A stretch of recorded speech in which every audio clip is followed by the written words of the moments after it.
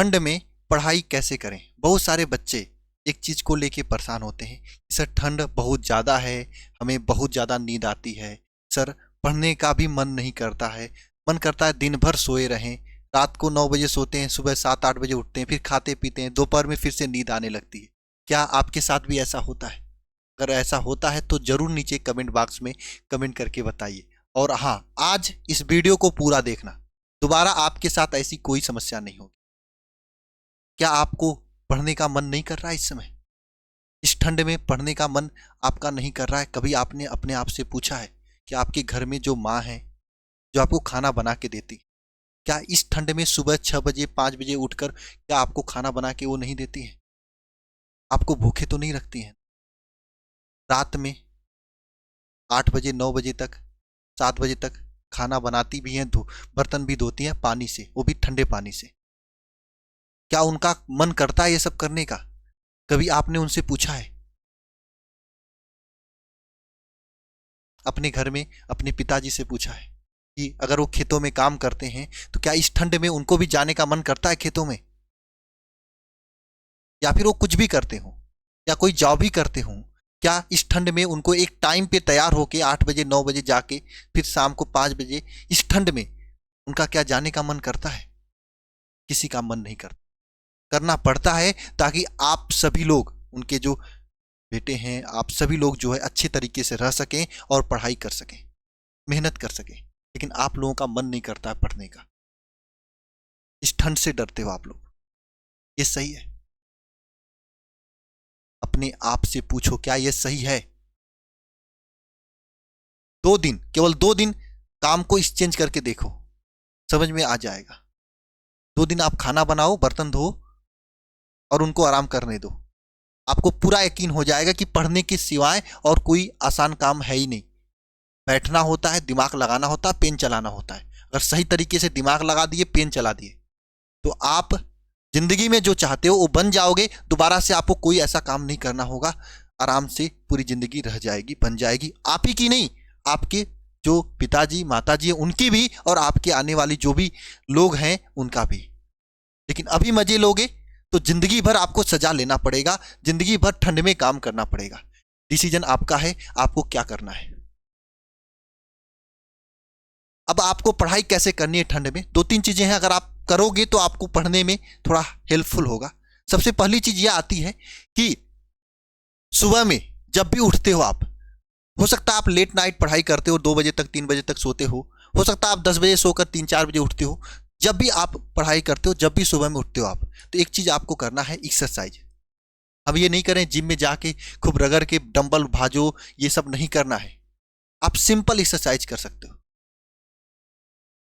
Simple exercise, है ना। आप सिंपल एक्सरसाइज करिए, उतना से आपको क्या होगा, शरीर में ब्लड फ्लो जो है बढ़िया रहेगा, बेटर रहेगा, दिमाग अच्छा काम करेगा, आलस्य जो हमेशा सोने का मन करता है, नींद आता है, वो नहीं आएगा, काम में मन लगेगा। तो आप एक्सरसाइज पे ज्यादा से ज्यादा फोकस करो, आधे घंटे, मात्र 30 मिनट आप एक्सरसाइज रेगुलर करो, बहुत ही फायदा होगा। दूसरी बात, अब एक्सरसाइज कर लिए तो घर आके ये नहीं कि आपको रजाई में बैठ के पढ़ाई करनी है, नहीं। क्या आपकी माता जी खाना बनाती है रजाई में बैठ के? नहीं ना, वो तो जाके बनाती होंगी ना। क्या आपके पिताजी जो भी हैं, क्या वो रजाई में बैठ के जॉब वगैरह जो भी काम करते हैं, खेत में काम करते हैं, खेत में रजाई में बैठ के काम करते हैं? नहीं ना, वो तो खेत में जाते हैं ना। तो आपको भी पढ़ने के लिए टेबल और कुर्सी पे आना होगा, यह अपने आप से डिसाइड करना है, तभी कुछ कर पाओगे। पढ़ाई के लिए आपको चेयर टेबल पर बैठ कर करो, सोना नहीं है। ये नहीं कि चेयर टेबल पर बैठोगे तो उसमें फिर कंबल चारों तरफ से राउंडिंग करके बैठते हैं। हालांकि मैंने अभी तक ऐसा काम नहीं किया, लेकिन हमारे साथ 1 लोग थे 2 लोग थे, ऐसा काम बहुत ज्यादा करते थे, पूरे कंबल को जो है ना, राउंडिंग करके बैठते थे, फिर बैठते ही रह जाते थे, फिर सोते बहुत ज्यादा थे, है ना। तो ऐसा काम आपको नहीं करना है ना। मैंने अभी तक ये काम नहीं किया, मुझे बैठना होता तो मैं बैठ के पढ़ाई करता हूँ, खड़े होकर पढ़ाई करता हूँ। आप भी ट्राई कर सकते हो, खड़े होकर पढ़ाई किया करो, बहुत ही मजा आता है और बहुत ही बेहतरीन तरीके से पढ़ाई होती है ना। थोड़ा थकावट आती है, जब थकावट आ जाए थोड़ा रेस्ट कर लिया करो, है ना।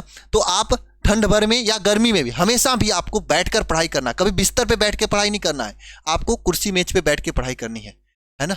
और कभी भी सोकर पढ़ाई नहीं करनी है, आपको बैठ के पढ़ाई करना है, या उससे बेटर आप खड़े होकर पढ़ाई करो, दिमाग नहीं भटकेगा, बहुत ही अच्छे तरीके से एकाग्रचित दिमाग से, कंसंट्रेट दिमाग से काम होता है, पढ़ाई होती है। तीसरी बात आती भाई, सबसे महत्वपूर्ण चीज है, ठंड के समय में थोड़ा दिक्कत होता है, सब लोग पानी कम पीते हैं, प्यास नहीं लगती है ना, इसलिए पानी कम पीते हैं, जिसकी वजह से बहुत सारी दिक्कतें होती हैं, आपके ब्लड में चीजें बढ़ जाती हैं, है ना, तो इससे आपको आलस ज्यादा आता है। तो कोशिश करो वार्म वाटर, हल्का लुका वार्म जो होता है, हल्का गर्म वाटर आप लगातार लेते रहो, है ना, आप बैठो तो आधे आधे घंटे में थोड़ा थोड़ा पानी पीते रहो, इससे क्या होगा, शरीर हाइड्रेट रहेगा और बढ़िया तरीके से काम करते रहोगे, दिमाग में कोई भी इधर उधर की चीजें नहीं आएगा, फ्रेश माइंड से काम करोगे। ये 3 चीजें अगर आप कर रहे हो ना तो बहुत ही बेहतरीन होगा। और हाँ, एक चीज और है, अगर आपको इस वर्ष बोर्ड एग्जाम देना है तो 2-3 महीने ठंड के बाद बचते हैं, तो इन समय में आपको महत्वपूर्ण क्वेश्चन पे ही पढ़ाई करनी है। ये नहीं कि अब आपको मैंने बता दिया ऐसे पढ़ना, आप फॉलो किए, फिर आप बैठ गए लेके पूरी किताब, ये काम नहीं करना है।